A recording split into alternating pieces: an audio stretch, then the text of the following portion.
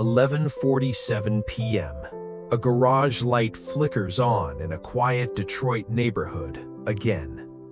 Inside, sawdust hangs in the air like fog. Marcus Webb, 41, runs his palm along a raw piece of oak, measuring nothing, just feeling. 2 failed furniture businesses, 1 bankruptcy, a stockroom job at a hardware store that pays the bills and nothing else. His coworkers call him the guy who almost made it, twice. Marcus doesn't argue. He just goes home, closes the garage door, and builds things nobody asked for. A rocking chair with no buyer, a toy chest with no child. It's not a hobby, it's the only place he doesn't feel like a failure. 3 miles away, Renata finishes a 12-hour shift at a pediatric therapy clinic.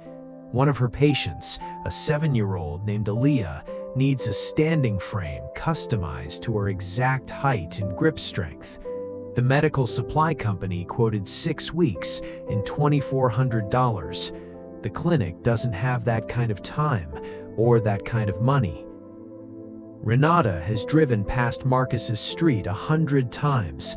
Tonight, for the first time, she notices the garage light still burning at midnight.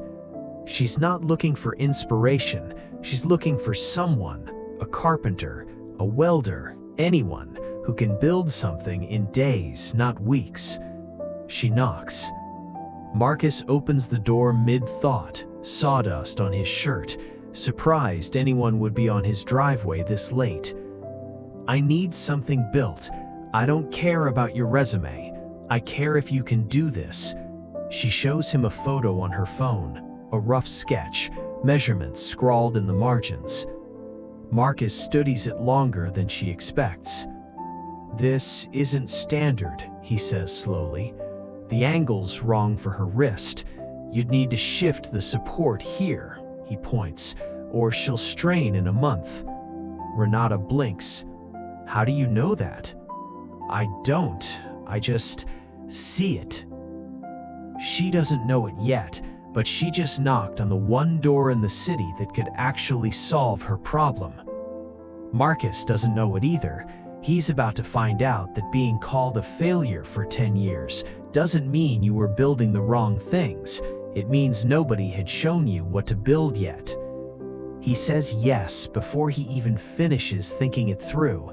No contract, no payment discussed, just a nod. "I'll need 3 days.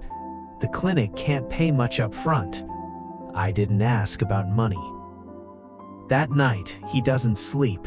He redraws the sketch 4 times, testing weight distribution with scrap wood, failing, starting over. By the second night, disaster. The main support beam split under pressure testing. 3 days of materials, wasted. His hands are cut from resanding the same joint over and over. His ex-wife's voice echoes in his head, half remembered from an old argument. "You build for yourself, Marcus, never for anyone else." He almost calls Renata to say he can't do it. Instead, he drives to the clinic, unannounced. He needs to see Aliyah, not measurements on a page, but the actual child. Renata is surprised to see him in the waiting room. Aliyah is small, sharp-eyed, frustrated with a walker that doesn't fit her right.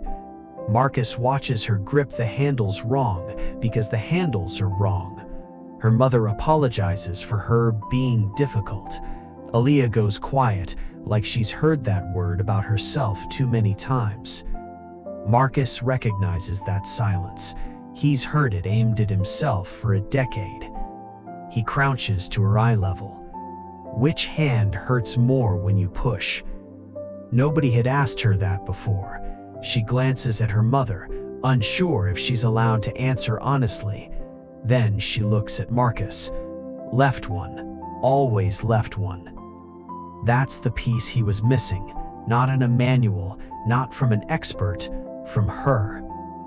He drives home and rebuilds the entire frame from scratch, this time asymmetrical, favoring her stronger side, exactly the design no manual would recommend. Day 3, 4 a.m. The frame is finished. Imperfect, one bolt slightly uneven, but exact where it matters. He loads it into his truck, hands shaking, not from exhaustion, from the fear that it still might not be enough. At the clinic, Renata's mother holds a coffee she never drinks. Aliyah stares at the frame, bracing for another thing that won't work. Marcus kneels beside it. It's not going to feel like the last one. Your left side does more of the work now. Push whenever you're ready, no rush. 10 seconds pass like 10 minutes. Aliyah grips the handles, pushes, stands, steady, upright in a way she hasn't in 8 months. The coffee cup hits the floor. Her mother doesn't notice. She's already crying.